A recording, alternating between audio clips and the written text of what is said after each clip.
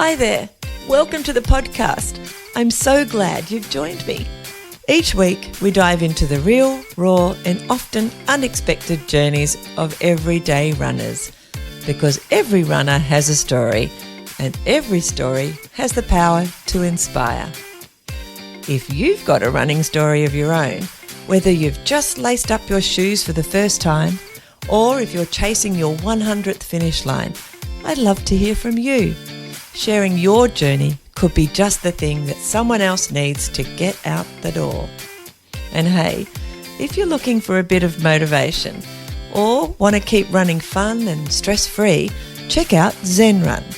It's a relaxed community space that I'm building with simple training plans, guided runs and monthly challenges to help you stay on track without the pressure. No expectations, just support, encouragement and a place to enjoy running your way. All right, let's get into this week's story.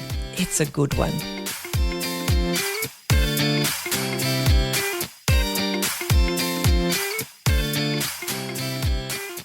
Today I'm catching up with fellow Delirious WEST runner Mark Backhouse.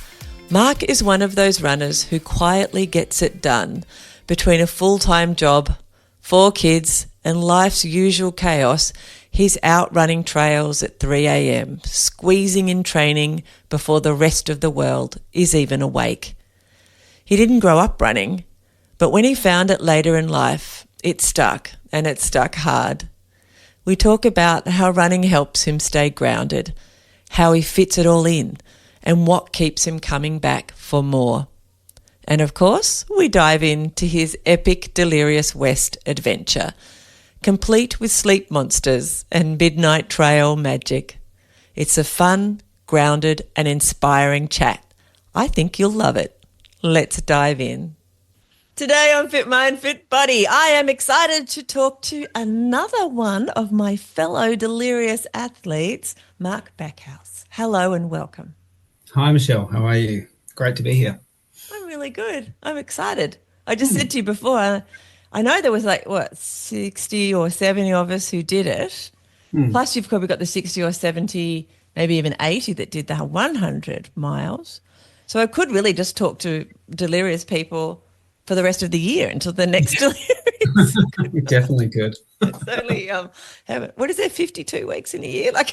Technically my posting structure is like 1 a week, even though we do a bit more during the series. But yeah, anyway, we won't just talk about that.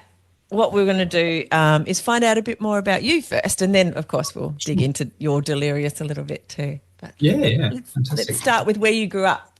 Give me a So, look, lived all over the place, but have spent probably the last 20, 30 years in the hills of Perth.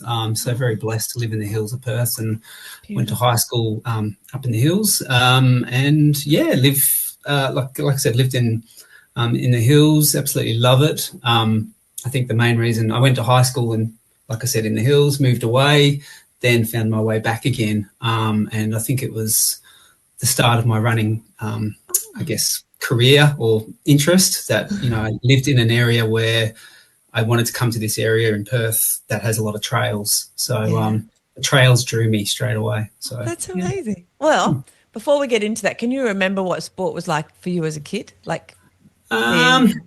Look, I was a bit of a chubby kid and did a lot of team sports, rugby, the usual soccer, rugby, cricket.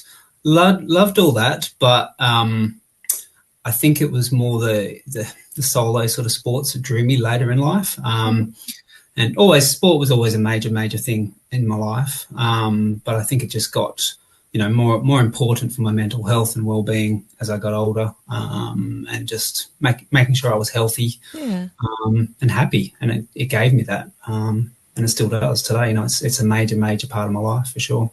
I love that. I love it. So do you have siblings that you grew up with?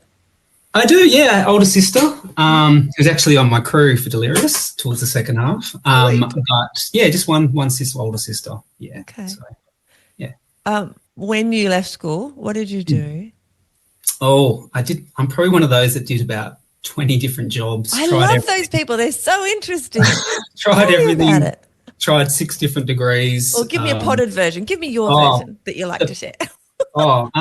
sports science, did a bit of sports science studying, tried the police, Yeah. went into the Air Force, didn't like the Wow. discipline and got out of that very quickly. Yeah, I don't like being told what to do much. No, That's no, been my I'm not. problem. No, definitely don't like being told what to do. And yeah, what else have I done? Went on to administration at universities. Yeah. And then I guess I found my way back to healthcare, became a carer in aged care, disabilities. And then from there, worked my way into a nurse, became an enrolled nurse, registered nurse in the hospital system in WA, and then been in aged care for the last 25 years. Absolutely love it. So, yeah. Wow. And in aged care now, I think you might have told me when we spoke. Yeah. You're not you're more in the administration role now. Is that right? Yeah. Yeah, so I'm operations manager, so I help support a couple of homes in WA for a national company. So just making sure, we're providing the best care through the homes and support the management teams and look at the quality and compliance of everything, which is kind of my passion, and making sure, things are safe and where they need to be for the residents. So, very rewarding. I absolutely love it. So. That's amazing trajectory that you kind of described as well. It's not like you were always in a caring. Like often people, you look at the things that they've done when they get to like my age, and there's a theme. There's often a theme that goes through. But I guess yours is quite physical, and then looking after the physical body. But there's a very people thing towards this.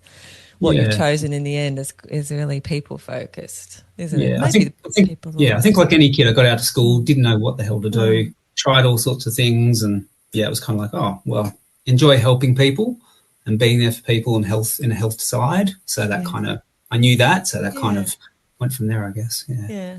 Also a personal trainer. I was a personal trainer for a number of years as well. Before all that, different stuff. That's the kind of thing you can keep doing, as your second job. Like I know quite a few people who are something else and a personal trainer. It's the thing that they do on the side. Yeah, it's their passion. Yeah, it's quite interesting. Yeah. Do you have family, kids? I've got 4 kids and a lovely wife. Kids ranging from 6, 8, 14, 15. Busy. Keeps me quite busy, keeps me quite full on. Hence, I try and run a lot. Insane. So lots of running. But, lovely kids. 2 younger ones in primary school and the 2 older ones obviously in high school. So, Oh, wow, you've got it all. I love that. I've had 5 and big range as well. And so it's funny having them in the different you know what's to come for the younger ones because you're already in it for the older ones, and then it's like that's right. I'm at that life stage now with just one 21-year-old at home, and fantastic. It's great. I hardly even know he's here, and he even cooks a couple of times. Fantastic. Amazing. Yeah, different challenges with different ages, that's for sure. Yeah, it is. It's quite incredible. People used to say, are you running away from them? Like, or and I'm like, no, I'm trying to keep up with them. That's why I'm trying to stay fit. Exactly. Yeah. So it's quite interesting. Yeah. I think that's why I train and exercise and run a lot, is to try and be fit and healthy enough to keep up with them, because don't want to be one of the dads that just sits around and, can't keep up and puffs out of steam. So we talk about it on the podcast quite a lot with parents about that example that we provide, because when I was growing up, there wasn't that many parents of my friends who did things. Like my dad played golf, so I thought, well, that was good. But, there was a couple of sports that parents might slip into if they were that way inclined. But as a majority, like all of their sport was left when they left school, and then they just went on to family and work, and it's different. Well, so, I think it's great. Yeah, well, my dad played a lot of soccer as a young man, but then he actually passed away and got cancer around 55 years old, quite a young age, and didn't really stop exercising, stopped doing probably some of the stuff he should have been doing and doing stuff he shouldn't have been doing, and then passed away, unfortunately, very early. So I guess it's just trying to set that example and have a healthy lifestyle as much as possible. Yeah, I love it. Especially your kids, I think it becomes part of their DNA, like whether they choose to take it on immediately. They know it's possible. Like I say, it's in their toolbox for later on. as well. Definitely. So, which I think is a gift we give them, whether they want it or not. Of course. It's just Yeah. there. Yeah. So important. Yeah. I dragged mine to lots of fun runs and stuff. I'm a horrible parent over the years. Like for them to run, I got them to run. Yeah. You said that you've moved around a lot. Is Yes. that in Perth or in Australia? Or All over Australia. So Dad was cool. in the Air Force, and we had to move regularly. We went to lots of different. I went to probably 15 different schools as a kid, all over the place, moving every months or years, Oh wow! different areas, and lived on Air Force bases and all sorts of things. So yeah, it was often moving a lot, and trying to resettle in new schools, etc. As an Air Force kid. Yeah, interesting, but probably not, it's very different to some others that get to stay in the same school all the time, and make new friends, always a bit challenging, and trying to adapt. So, yeah. Did you find that, like, it was your sister, isn't it? Yeah. Did you two find it different? Like one of you had it, because personalities, I assume, would adapt to it better. So. Yeah. I probably found it tricky, but I guess it shapes who I am today. But yeah, it's a tricky. I think it's quite challenging, and always jealous of those kids that got to, stay in the same school and same friendship groups. But you learn to try and, get into those groups again, and, trying to adapt, I guess, as best you can. But certainly not the life. Like I said, I tried Air Force myself, didn't like the discipline, and thought, I don't really want that for my kids. That's kind of not the life that I wanted for my family. So yeah. So you did most of your adult life back in Western Australia somewhere? Yeah. Perth, mainly in the hills, and a bit of the suburbs as well. Sounds beautiful. Right. Yeah. Tell me a little bit about how you started running as an adult. Where did that, or did you do it? Yeah. Like I said, personal training in the past, did lots of exercise, is always a thing, an important part of my life. I guess it was, 15, 20 years ago, trying to, as I said, I was a chubby kid, trying to do more exercise, stay healthy, stay fit.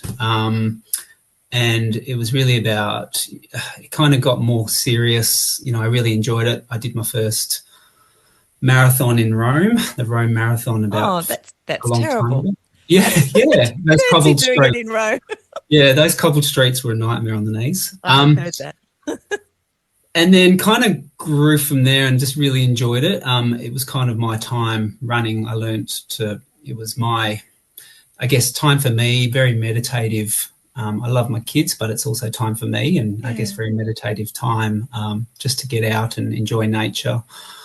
Joined a local group called the Fatties, which are Perth Hills and Trails group, up here in the hills. And I think that kind of exploded my love for the trails, and living in the area I am in the hills. And just love being out there, love being out in the trails at all different times. And trails and roads, running in general is a massive, massive part of my life. Probably a little bit obsessive at times, but some would say. But it just became a big thing in my life. And would find time throughout the day. A lot of my runs are late at night in the forest, in the hills and the trails, or waking up at 2 or 3 in the morning and going before the kids wake up, and then being home before the kids get up at 6 o'clock in the morning. Delirious training, it sounds like. It was, yeah. A lot of sleep deprivation training, which I think helped. But very, very meditative, and good for my physical, mental, emotional, everything, well-being, I guess. It's just been massive. So when you did how old were you when you did the Rome Marathon? Oh, it was probably about roughly 15, 20 years. So about 35, 30-ish. Yeah, going back a little bit, if I'm probably roughly, yeah. And that was great. And then, since then, I've done a few of the Ultra Series events. I did Feral a number of years ago, 50 mile, 100 mile, and done the Light Horse marathons, a couple of 24-hour events twice.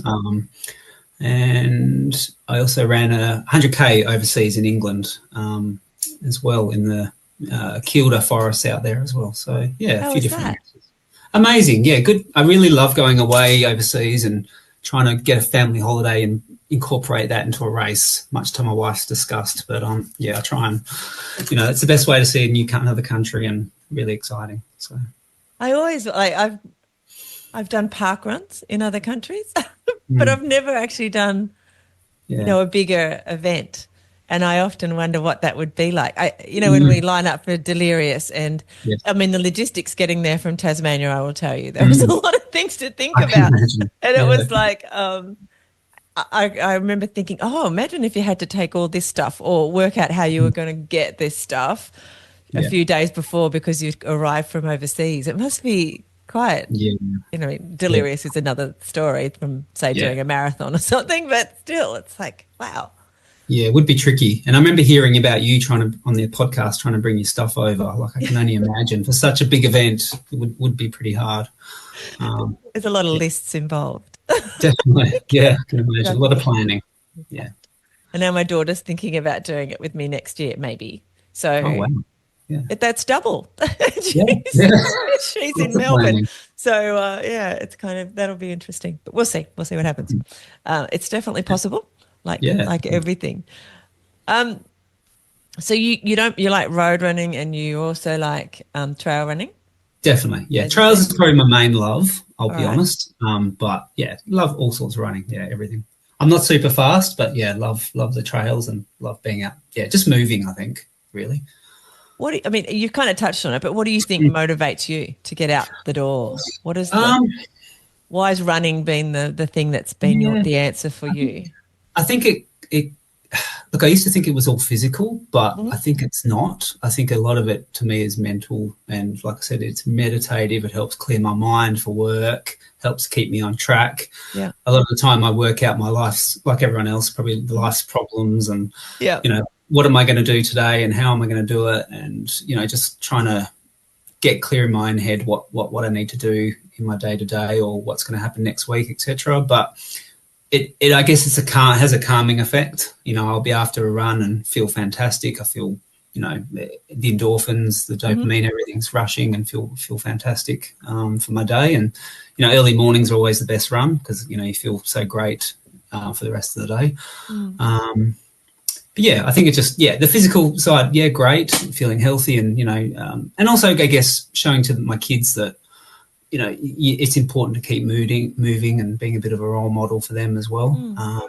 is really important. It's hard to explain, but I guess being part of nature, being out there, I love nothing more than being out there. Probably a bit insane sometimes, but being out there in the middle of the bush or the forest on my own. And with other people, love running with other Yeah. people as well. A lot of my runs are on my own because it's such a crazy hours. Yeah. But yeah, really enjoy it. Do you have to do shift work with your work? Not so much. Thankfully, I get to do a lot of work from home or on site. So it's trying to work in between lunch breaks or after work or night. But yeah, Mm. most of it are outside of our work time. Yeah. Okay. Um, how do you fit it in? Like, you've got all those kids, they all would have their Mm. own Yeah. different, they're Yeah. at different stages, which Yeah. requires different amount of Yeah. parental Yeah. assistance. Yeah. And just normal life stuff plus a pretty Mm. full-on job, Mm. I think. Mm. How do you fit Yeah. it in? Is Um, that the middle of the night stuff? well, look, it's I guess like any, I don't see it as work, but I guess like a meeting or anything else, it's making time. You've got to Hmm. make time. And I hear people Yep. say, I don't have time to do that. I don't have time to do this. I think it's making it, prioritizing what it's important, and it's important to me. So Yeah. it's, like I said, it's running at, getting up at 3 or so, running from 4 to 6 or something, or whatever time, or running at night when the kids have gone to bed. Yeah, just making time to do it. And it can be a little bit tiring, but it sets me up and makes me happy, and it's not a chore, I guess, and it's not a burden. So You kind of look forward to it. I do, yeah, I do. I spend the day looking forward to it at night, or I get to go running later, or yeah, it's really exciting. I mean, after work, I can fit it in where I can, but it's kind of like a meeting, or just a priority that I can work into my day. Do you my weekends always Sunday. Sometimes I like to get ahead of myself. You know how you said you like to Yeah. be early? I like Yep. to do my planning for the week ahead. Yes. I've got a Yep. big calendar and a whiteboard, and I put all of the things in, and my Yeah. running goes in first, and then goes in all the work stuff, and then goes in other things. Yeah. Sometimes I try and do it on a Saturday, and I feel like I'm ahead of my work. Yeah. But Yeah. I kind of feel like there's something about putting it in the calendar because often, Definitely. Yeah. and it give it a time and a Yeah. space like you were talking about that. I assume you do Mm. a similar kind of thing because otherwise it's you get to the day and it's like, okay, I was going to do a 10 today or whatever. How am I going to fit that Yeah. in? Where does that work now? And it's almost too late if you get to the day if you don't do that Exactly. planning. Yeah, yeah, and it's trying to schedule things in as best you can. Weekends are a little bit tricky because family time is priority. Trying to make time. It's flat out with kids' sports Yeah, right now and I bet. doing a million other things, and making time for the family is priority. Yeah. So it's a bit of negotiation as well, trying to work out. Can I run home from here or can I do this? Yes, I know Um, that. yeah, it's tricky. But again, that's where I probably again have to try and run it very early in the morning on the weekends as well. Yeah. So not a lot of sleeping in, but yeah, that it's just making time to do it. Yeah, But obviously, that's worthwhile to you because that's it is. giving you Yeah, all these other things on the other side. exactly. Yeah, yeah, and I don't like it impacting. Leaving later in the morning and impacts half the day's gone. If you're on the trails for 3 or 4 hours, it's gone. And so it's trying to work it in with the family as well. So I feel a bit jealous of some of you guys over there because although I live in Tasmania and there's trails everywhere, I feel like they're on your doorstep. But you can just walk out the door, and of course there are parts of Tassie where it's like that. But where I live, I've got to drive for 20 minutes or half an hour, and my brain will often say, "I've only trying to schedule things in. I've got to do a half an hour. I've got to do an hour or something." Yeah, But by the time I drive there, that's another hour, gone. So I may as yeah, well just that's go out the right. door and run next to the river and whatever. So I don't always get into the trails as often as what I would Yeah, like to. That's really what I'm saying there, which it is is harder. a That's bit for sure. tricky. Yeah. Are you able to just leave your house and head on to Yeah, the I've got rolling trails about 1 kilometre away, so I can run outside and just go down the big trails and up hills, and yeah, it's fantastic. Oh, that's But so cool. then on the other hand, I'm like, well, I've got no excuse either. I've got to be, it's right there, and That's right. yeah. So yeah, very very lucky. So very Do, fortunate. do you ever feel like not going? Not really. No, and I mean, That's I balance interesting. it out with some strength work as well. I do quite a bit of strength work on top of that, Oh, but good. I think it's the times when I go, I don't really want to go, or I'm really feeling tired and flat. I know in the back of my mind there's a little voice, it sounds a bit insane, saying these are the times you do need to go, Yeah. and you always feel fantastic afterwards and feel so Oh, great that you did it. So that's yeah. so true. Mm. When do you think you first called yourself a runner, Mark? Oh God. Probably after the first 100 mile, I felt Oh, like wow. I can actually I can do this. That was the dream, to try and be able to do Yeah. that and challenge myself. Yeah. I think I've never really thought about that, but I guess I guess when I felt that I could achieve, or really challenge myself and get out there and see what I could do, and So, challenge myself. so Yeah. that was a big goal for you. Like, my trajectory, I'm sure you've heard it Mm. many times, but just the normal trajectory of going through, Mm. 5K and a 10K and a Yeah. 21 and a Yeah. marathon. It was like, oh my gosh, Mm. I've reached the pinnacle. I've done a Mm. marathon. I'll do a couple more. And then you turn around, I'm like, oh my gosh, there are people who do more than a marathon. And then it just gets this. But, That's so it. your pinnacle appear at some time in your mind Yeah. was the 100. Yeah. Yeah. I mean, in saying that, I guess I always loved running. So Yeah. but I guess it wasn't until then I thought, okay, this is my thing. This is what I do. This is what it's my passion. So Yeah. And you for sure. particularly, is it about the distance running, that Yeah. endurance running that you like? Because once you get into like your Mm. milers, you're not doing the Yeah. marathon. It's, No. yeah. Yeah. Look, I've done the shorter stuff. As I said, I'm not fast. So they were always quite challenging, and probably should do more of the fast stuff. Mhm. But I think even now, Delirious, I love the longer distances. I love that challenge, that mental, physical challenge, and where it takes you. mentally, physically. And, my wife and my friends say, well, what's next? Are you going to do more and bigger races? And yeah, it's kind of very appealing. So I think I love that longer stuff. Just really enjoy where it takes me. I think that's definitely the plan and the passion for sure. Where does it take you, Mark? Well, God, into delirium. Can you remember? Yeah. Look, I guess just the mental challenge of it. Just what can I achieve mentally, physically? Where does it take me? Into that. Challenging my limitations of who I am physically. And again, I keep saying mentally, but yeah. being able to challenge those limitations of what I think is possible for me. For you. Never thought I could do a 200-mile. Never thought I could do a 100-mile once upon a time. So it just keeps, expanding and growing. And, I'd like to do bigger and more epic things. My brain always goes, there's bigger and more amazing things I'd like to do. So it's just continuing to challenge where that goes. Not quite sure it will go, but yeah. Do you feel like I've been thinking about it, as all of us in the delirious bubble probably been, on this end of it. It's like, why do we do that? And there's a part of me that's a bit of an explorer. Like when I go traveling and stuff, I really love going to places I've never been before. I love seeing what's around the corner. So even the thought of going back to Delirious, even though I know most of the trail now, having been on it, it's not just the exploration, the physical exploration of the terrain and the environment that you're around. There's the physical, like your body's, no matter when you do it, it's going to be different again, how your body physically responds from one time to another. But also, as we're talking about your mental and what's going on in your head, and would I be able to do it again? And would my brain behave as well as it did this last time? Yeah, that's right. And will I need more sleep? So there's all that explorate the unknown, and there's something about that as humans.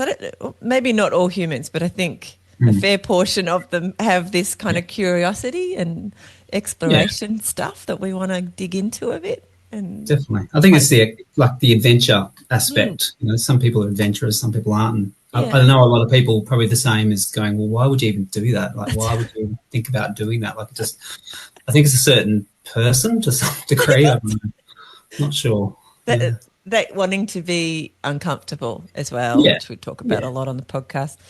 Obviously, we're big advocates for how important we think that is in people's lives, and maybe there are some people who've just lost that desire to really expand and grow. That's right.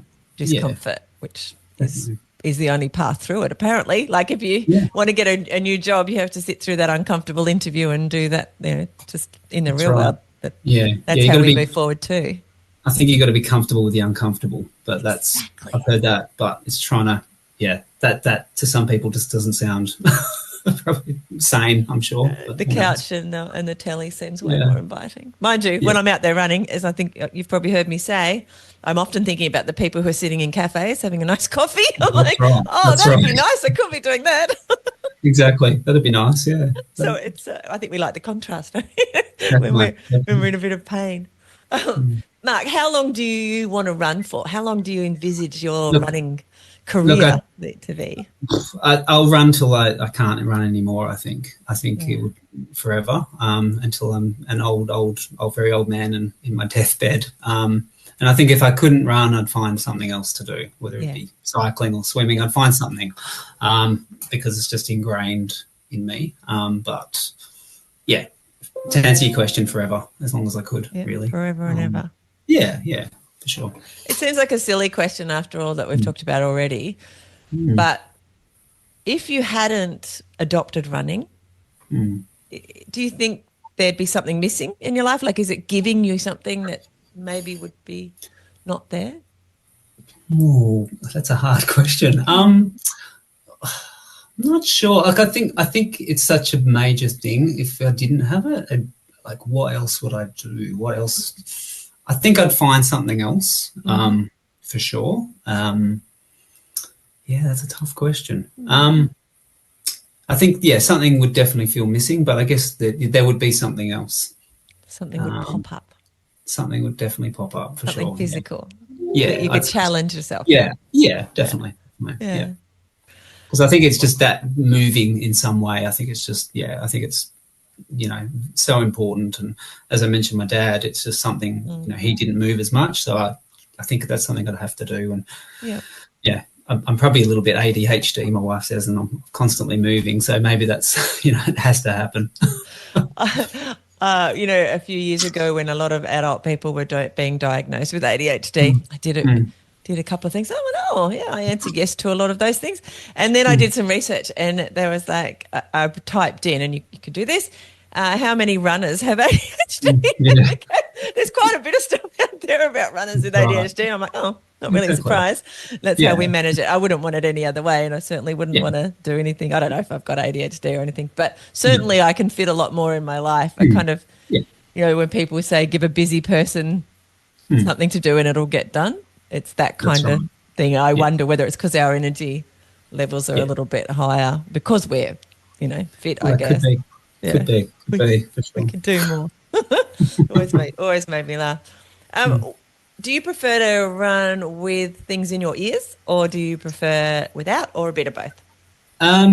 No, I do run with headphones. I definitely prefer to run with music or books or something. Definitely, yeah. Not sometimes. I mean, if I'm running with friends and social things, obviously not. But and I ran Delirious with music and books as well, so I didn't think I would, but I had that same experience. Like I load up stuff and then I think, oh, I wanted to listen to that book or listen to that podcast or do something. And then in an event, I just will never even turn it on for some reason, which is weird because in my training, I will listen to stuff quite regularly if I'm by myself. But in Delirious, I did listen to more than I thought I would. So that was interesting. Yeah, you obviously had the same experience. Just like, oh, at least it was there, so I had it. So yeah. I can imagine shorter stuff, like a shorter race where you're concentrating and focusing in, like trying to, and you have to be very aware of what's happening around you. You wouldn't, and I've done that before, but I guess longer events or on my own, it's definite music or something going on. Even the 100K I did last year, I hardly listened to anything. Yeah, wow. It was weird. Okay. I was like, mind you, it was just a day, so rather than, many days. So kind of different. And you said you run with people and it's harder for you to is there a consistent, like a certain session you always go to each week with friends? No, it's so infrequent, infrequent, and trying to line up with different people. And like I said, a lot of them think I'm nuts running in different times and crazy times in the morning, but trying to catch up and finding that time with friends or that group, trying to find time that lines up on a social time and during the day. But yeah, it's so great and really enjoy running with different friends and catching up with people I haven't seen in years and really, really good. So I absolutely love it. And breaks it up. It does get a bit boring. It can be a bit boring and lonely on my own running all the time. It does break up the monotony sometimes. Do you have a coach? I used to. I haven't had a coach for some time. But no, all kind of self-taught. And you're a PT, you don't need that. Well, no, it's all you can always learn so much. Right. It's true. And that coach I had, fantastic. Bernadette's her name, and learned so much from her. So amazing lady. I think there's also something about letting go of some part of it all and having someone else say, well, this is what you're doing this week and that way, I really liked that because of my life is full of decisions and it was really nice to have a coach to. It's nice to have someone say, this is a plan of what you need to do and takes that, trying to plan it all. It's easy to have that and someone telling you what to do. I think it's so much easier. But, like I said, there's so much, sometimes I think I know enough and then, I've learned this and I don't really know anything at all about running and it's just always learning and growing on it, that's for sure. Are you... it's hard to ask this question because we're in these like long distancey things, but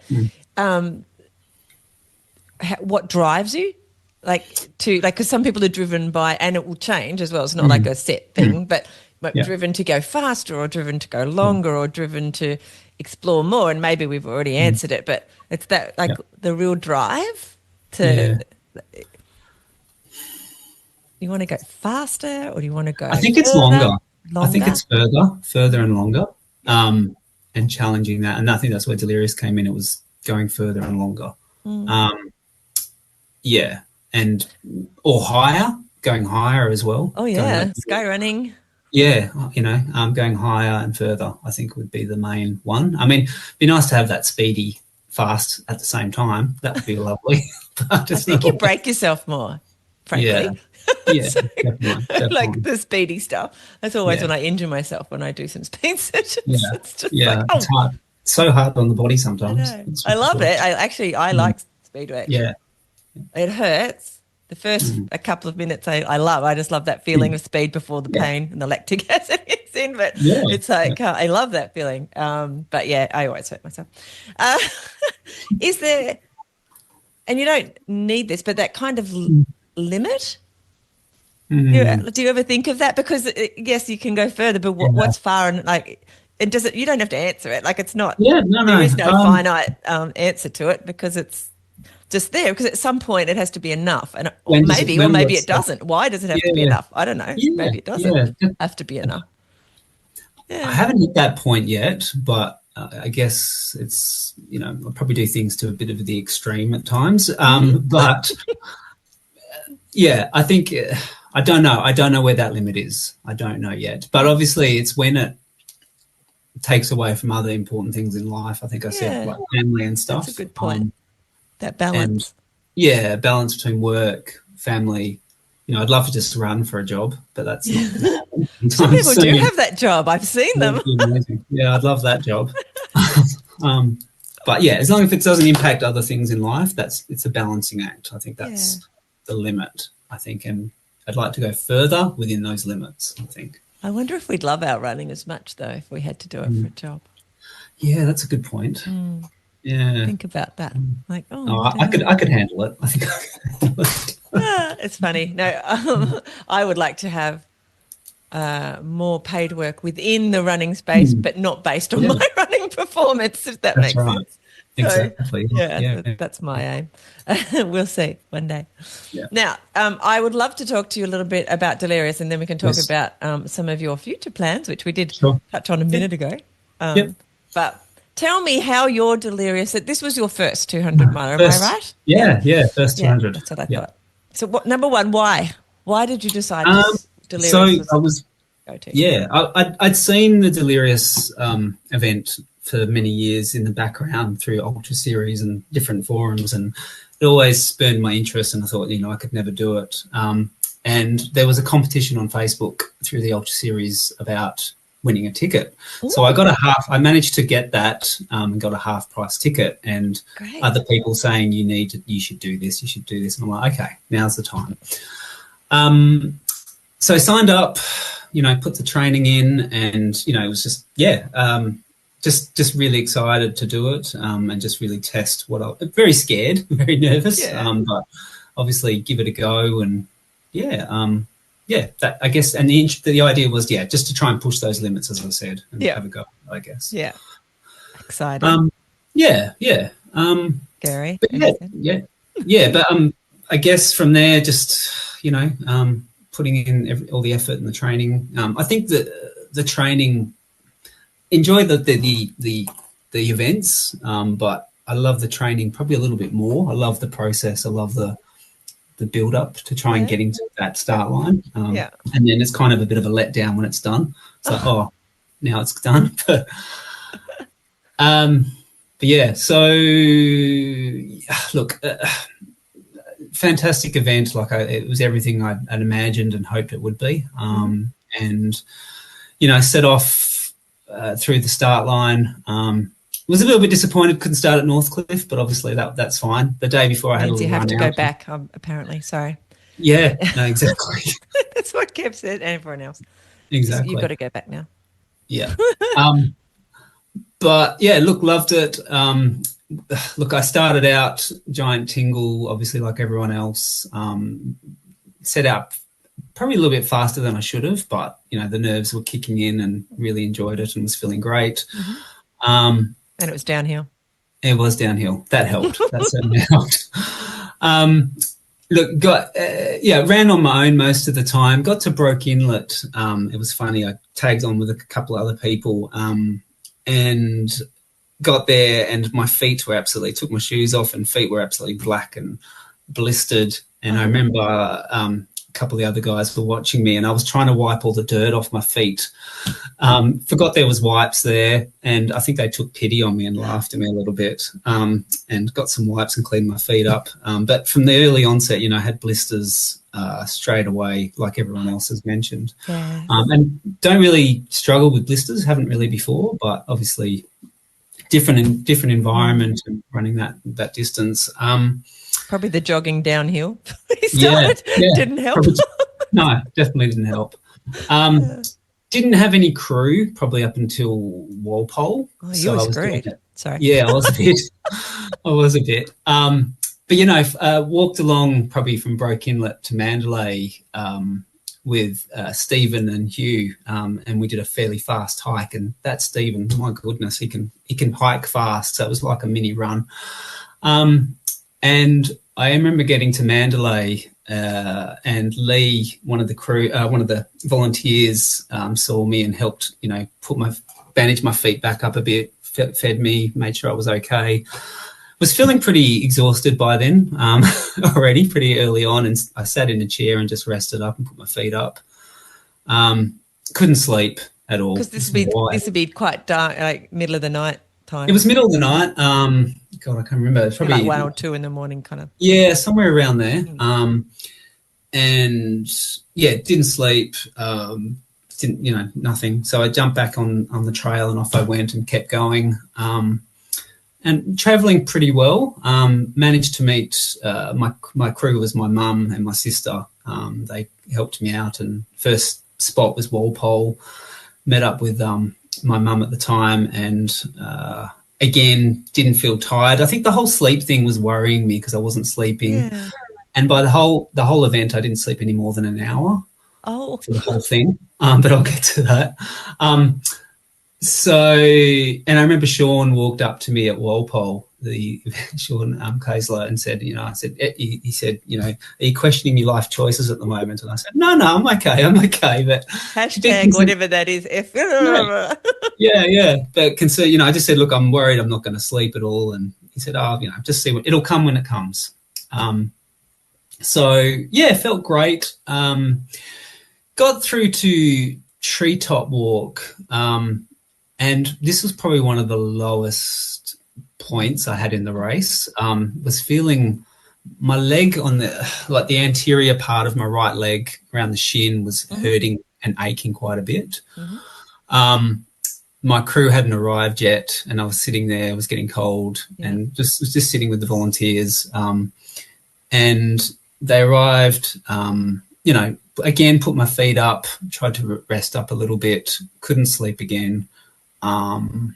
And at the same time, the 100-mile was starting. So I thought, okay, I'm going to go. Let's see if I can get out before the 100-mile. Otherwise, I'm going to be starting at the same time as them. Yeah. Which isn't great, obviously. But I didn't time that well at all. So I didn't sleep again. And off I went. Actually, no, sorry, I did have a quick hour. I did have that. That was the only hour I got. I got the hour. At Treetop. Yeah, Treetop Walk. That was the hour. And Mum woke me up. So I kind of wish maybe she shouldn't have woke me up, but that's okay. I set off and obviously trying to step to the side. I wasn't as quick as those fresh 100-milers. Yeah. So I kept stepping to the side and they were flying past me. So that'd be changing your rhythm and the whole. Yeah. The leg was really, really hurting through to the conspicuous cliffs. Now, I think it was somewhere up in some massive hills and steps in that region that the leg was so bad that every step was excruciating. I was like, this is killing me. And my brain went into like, what is going on? I've put so much work and effort into this. Why, what's happened? I actually called the medic and asked if I could, see a medic at the next aid station. There wasn't a medic available. Managed to make my way very, very slowly to the aid station. I think it was conspicuous. And there was a nurse, a lovely nurse there who taped up my leg, and I felt terrible because as soon as she'd done that and I'd sat down, the pain kind of disappeared. And I felt like, what is going on? Like, it was just a bit weird. So anyway, continued on my way, but that was certainly a bit of a hard slog in that bit, and felt good. And then, made my way. Didn't hurt, like when in that next section. Hurt. It didn't hurt. It did come back again later in the race, quite a bit, but all I can think of was like an iliotibial band sort of pull or strain of some sort. But I thought I was out, like my brain, I guess not sleeping, 178 Ks in by then nearly, 70 Ks or 60 Ks in, and not sleeping very much at all. I was feeling a bit like things are not great. Gets in your brain, doesn't it? Like those little negative things, and they can do their own little dance. Yeah, definitely. And obviously feet were blistering up quite a lot. But I made a big rookie mistake, and it wasn't until later in the race that I realised my shoes were still quite tight and I hadn't loosened my shoes off. So I knew the foot swelling, and I think you'd mentioned it. Yeah. The foot swelling does happen, but didn't really click till later in the race, and then obviously undid all the laces. The blisters were there by then, but anyway, lots of blisters. Did you get them popped? Like, did you have them? I did, yeah. So Lee at Mandalay popped a few, which she had great enjoyment doing that. And my sister and mum helped me pop quite a few at Peaceful Bay, get them all sorted and taped up. Which was good. So it does seem to help with the pain. Like I was describing, I could almost not walk out of an aid station or two, but within, I don't know, less than a K, 500 metres, I was running. They're just numb. Like they just become numb, and then it's not to stop again. But it's that first bit when you start putting your shoes back on and walking, it kills. It's like, no. Yeah. Peaceful Bay, look, I got through there, and I remember this was probably one of the high moments because I'd managed to get, had fed and watered, and managed to get back out onto the beach to the jet ski just at daybreak. And I'm not a big Bon Jovi fan, but I had Living on a Prayer just blasted in my headphones as I was walking out onto that beach. Oh, that's beautiful. It was just me, and the sun was shining. It was just everything was breaking. Did you sing? Did you sing, Mark? Maybe a little bit, but I was such an amazing feeling. Yeah. That would be so good. Yeah, that was definitely a highlight. Really, really love that. It's amazing how music, like we talk about states, everything about running I think puts us in different states. But the music does it whether you're running or not, but it's a state changer. It's quite interesting. Definitely. I love it. So that was great. And then made my way to Boat Harbour, and probably the best food. I know there's been lots of talk about meals, but the best food. I'm vegan. Don't hold it against me. The chicken rice would not have been. I know. I was so jealous. I think I asked them, "Have you got a vegan mango rice?" No. Oh yeah, because you could have. The mango rice would have been nice without the chicken too. I'm sure. Definitely. But I had a beautiful bean curry. I think Kev mentioned it the other day in his podcast, this beautiful bean curry by the chef guy there, and I had 2 or 3 pots of that. I just slammed it. It was so lovely, absolutely amazing. That was Boat Harbour, was it? It was at Boat Harbour, yeah. I had some of that too. It was good. Yeah, it was beautiful. Yeah. And just obviously, continued on my way, and look, the leg came back a bit. I think running downhill in one of the sections, and it cramped up again, and was trying to lead with my other leg a little bit. And I think Gabe mentioned it as well, trying to run on my other leg a little bit more than that leg and trying to balance it out down the steps. Yeah. But managed to hold in there, thankfully. But I guess it was just to and from, just trying to take it easy so I could last the whole event and not, DNF or anything like that. Yeah. So managed to hang in there, that's for sure. But continued through and got a little bit not lost at Monkey Rocks, but going up. I think by this time again getting a bit tired. But I actually wondered about the sleep. I thought it's funny. I got in my head that maybe they'd spiked the the tailwind with caffeine because I barely had one coffee for the whole race. I think I had one and I was wound up and couldn't sleep. So, You think that was just another layer to delirious? yeah, exactly. Exactly. We'll get these people. We'll That's make right. sure That's right. it really is delirious. Yeah, I think so. But yeah, no, great. Hallucinations, um, look, I was always worried about the sleep part, and I think it was towards the end, the second half, I started seeing things in the ground, like I thought plants and things were faces, and I think I thought I saw a little boy in the bush and all this sort of thing. But probably the most vivid one was I looked up into the one of the hills and I saw two bushes moving backwards and forwards. And in my mind, I thought it was a couple going for it. Oh, really? And I was like, oh my God, I'll just look away.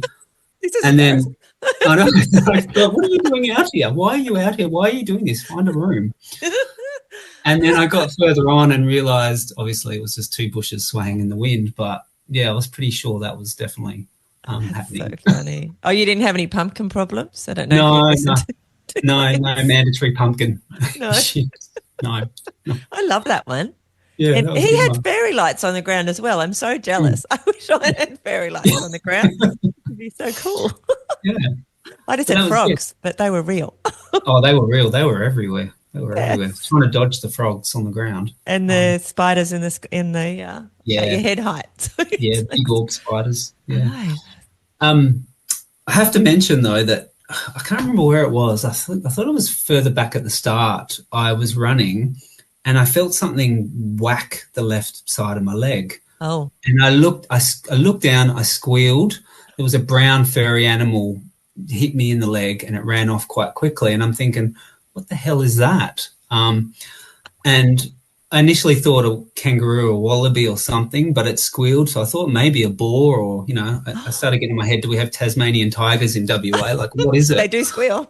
Yeah, but I didn't know what it was. But obviously trying to get my phone out quick enough to take a photo, but wasn't able to. But wow. Yeah, definitely not a hallucination, but that was interesting. They might have had like a rodent. Like I didn't see any. I don't know if you heard that. I have had a wallaby run into my leg during delirious training at night time. Oh, wow. Because the bright light, like when we hit them in the car accidentally, because the light has blinded them. I think it blinded and it just ran towards the light, which was my foot. So it hit my foot. It was only a little paddy melon, so anyway. Didn't hurt me or it, but it was like, oh, what? Been run into by a wallaby. Okay, so that was just a really cool experience by the sound.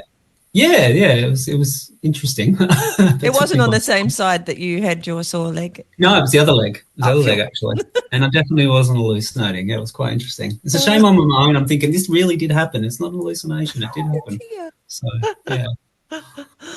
So the last section, you're coming in, you've had a few hallucinations. You're getting... Yeah, a few hallucinations. And I just obviously gave up on sleep. I think there's a funny photo. I sat in a chair. I think it was Shelley Beach or Cozy Corner. No, it might have been Denmark. I think it was Denmark. And it was raining at the time, and my mum and my sister were trying to hold umbrellas on me while I got 5 minutes. I think I dropped off for 5 minutes and drowsy, and then popped back up again. But jumped back up, and it was funny. I was running with another runner, Lucy, who got second female throughout the whole race. And she probably thought, this guy, who's this random guy that keeps tagging me through the whole race? But we seem to be at the same pace with the whole thing. But we got towards the end and I said, look, I'm going to take off and just run as hard as I can to the finish line. I want to get this race done. Because I need some sleep and I can't sleep out here. I need some sleep and just, ran as hard as I could within reason off to the finish and, finished and, 9 o'clock on the Saturday night, I think it was. Oh, wow. And felt amazing. And didn't need any sleep all of a sudden. No. At least for 5 minutes. Yeah. But, the sleep one was definitely an interesting thing because I did have a plan to sleep not the first night and the second night and just sleep a little bit and then keep going. But I think, I did quite a bit of sleep deprivation training leading up to it. A few long runs through the night before Delirious, sleep an hour or two the next day, just work through it. And I did that a few times. So maybe just didn't need a lot of sleep. I'm not sure. Maybe you trained yourself to be able to run without a lot of sleep. I think so. All those early runs in the morning probably help. Wow. Yeah. That's so good. So you finished really feeling quite... Yeah. I was exhausted, but yeah, it felt great. Leg was a little bit sore the next day, and obviously feet were probably the worst. Feet were definitely the worst. A lot of blisters, toes coming off, skin coming off everywhere. That's the first one I've heard of it, a lost toe rather than toenail. So that the feet were probably the worst thing, I think, by the end of it. Like everyone else, I'd say. So you had swollen. Did your feet swell up as well? Quite a bit, yeah. Quite swollen, and I've lost probably a toenail by now. That's gone, but certainly learned a lot for next time.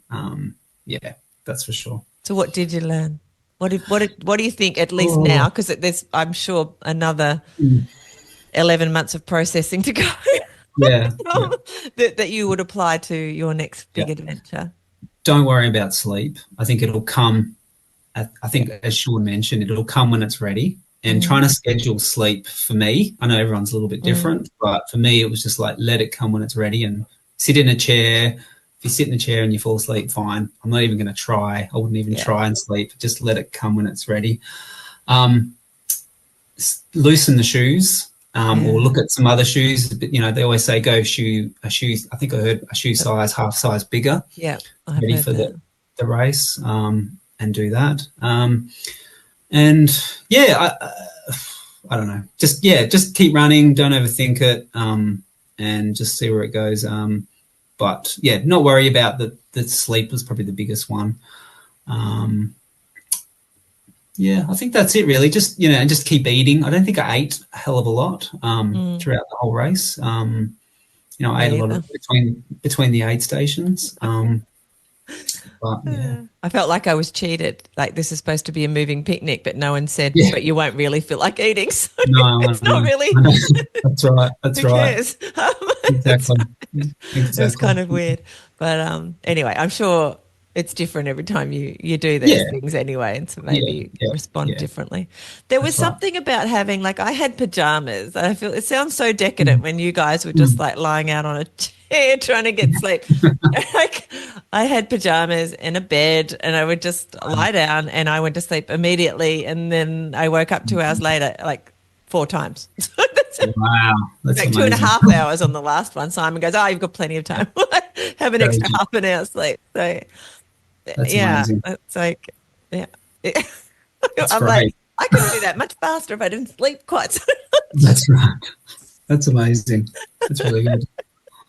I think some people had come on here who had mentioned that, well, if you were a reasonably quick runner, you could probably have almost 4 or 5 hours sleep at night. That's right. Wow. Yeah.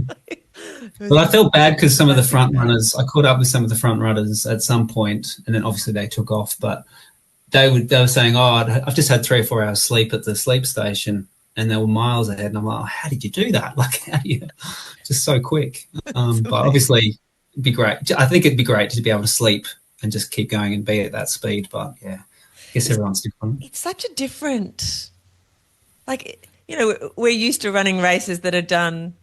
You don't sleep. You might go into an aid station or whatever. But like, for me, anything I've done in the past, so it's just an extra thing to put in your equation, depending on what your goal is, I suppose, for the event.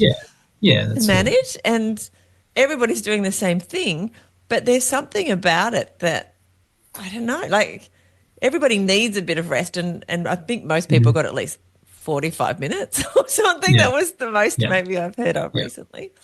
And I talked to Craig the other day. He got 45 minutes. Wow. But you just think it's just like that element of sleep, and who needs it, and then the speed that you go in between time. Yeah, it's just, I don't have words for it. It's just a different beast. Yeah. And I guess what works for one person doesn't work for another, and everyone's just Yeah. different. But maybe it's experience as well. I don't know. I don't know. There might be a strategy behind it. So the people who win, I mean, they are the fastest, but they're not necessarily like you could see an equation where maybe they aren't necessarily the fastest because they might be just people who didn't sleep as long but are quite fast. But the people who are really fast decided to have, 4 or 5 hours sleep. And so that put them, but the other people could keep their mental faculties together without sleep. Exactly. So it's because that's what I think. I'm like, if I didn't have the 8.5 hours sleep, would I have been walking off a cliff or something? That's right. That was my worry. Lost more often, than I did. Would you fall over? Would you? Yeah, exactly. And that would then slow me down.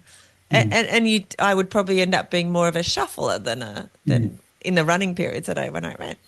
So I don't know. It's all, and that's the unknown, isn't it? That's the exploration that we go through. That's right. Exactly. What was the moment when you crossed the line? Can you describe that? Like, how did you feel? Just relief, accomplishment, just joyful feeling of that I'd achieved it. I'd come, can I stop running now? It was kind of like that's it. I've made it. I've done it. But I guess part of it, every race I feel a little bit like, it's done now. It's a bit of that bittersweet. I think I mentioned earlier, it's done. Yeah. Because I think it was before the lead up before Delirious, then, what's after Delirious, I think it's been said before. Yeah. So it felt, a bit bittersweet, but, obviously soaking in that feeling of accomplishment, which was amazing. It's you can't explain it to someone. It's something you have to feel, I think. Because it is a big lead up, isn't it? Like that training goes for months and months and months, and it is, if not years, because often you have a foundation already to be able to even start the training, let alone get to the start line. Definitely. Most of us, not everyone. Some people, especially, and really clever. So, what is next? Do you, Mark? Do you have a next? What does your next look like? I didn't say I would probably. I thought I wouldn't do Delirious again. I try not to do the same race a second time. I always had them in my mind, but that's not always the case. I think I will probably go for the double plugger next year. I probably will be back. We're there. I can't. It's right. It's my plugger there. That's the one plugger. Yeah, I've just got the one. Anyway. So give it a go next year. Probably just try and get a bit more experience, and then got my sights on some things overseas, some big epic ones as well. I'd like to really look at, things like Arizona Monster 300. I'd love to look at that. And Harmony's been. It looks amazing. I've got her on in a couple of days to talk to as well. Yeah, that would be amazing. And there's one on the bucket list in Wales, which is the Dragon's Back Ultra, which is a multi-day sort of staged event, which is very high. Lots of up and down, lots of mountains. That's the land of fell running. Yeah. So it's basically controlled falling down hills. Exactly. Yeah. So going high and just seeing, really enjoying that. So a few things. I'd love to do Moab and in the States, Moab 240 and some of the other big ones and the Cocodonas and the big events and just experience it. Why not? Life's too short and see where it takes me. But, so next year, do you have your sights for next year? Probably. Look, I'm thinking about Light Horse this year, the 24-hour. I'm giving that another crack. And then I don't do heaps of races in the year, unlike probably Big Kev, but so many of them. I felt like, why are you all running so much? It's like one marathon a year. It used to be like that's amazing. Exactly. Anyway. But Delirious, maybe setting my sights on Delirious. I hope my wife isn't listening, but maybe Delirious again next year is probably the plan because I do enjoy the longer ones for sure. It will be a little different too. It will. Hopefully it's not Cliff. The start will be different. Yeah, well, that's right. Who knows? You can never say for sure. Who knows? Who knows what will happen? It was nice to do that crossover bit though. When we all saw each other. It was nice to have that. I quite enjoyed that. Yeah. Yeah, it's nice running past the leaders and going, oh, see ya. Uh-huh. You don't look like you're that far away, mind you. I still got another 20 or 30 Yeah, kilometres to go probably that's right. by the time I go across here, and then 10 Ks on Yeah, a road and then back that's again. good. Gosh, I know. And that was only the first day. Yeah, exactly. Yeah, It no, it is. was great.